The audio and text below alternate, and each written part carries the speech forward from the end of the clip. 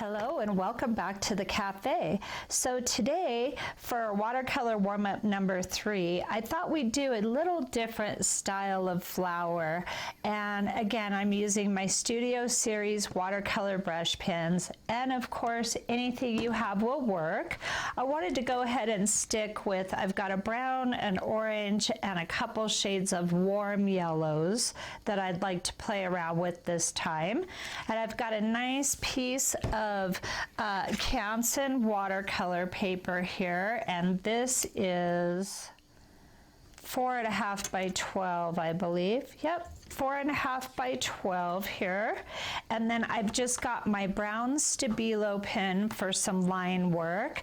And then I've got a medium and a really small round water brushes for today. So let's go ahead and get started with this. I'm just going to play some nice relaxing music, and grab your supplies and just paint along with me if you like.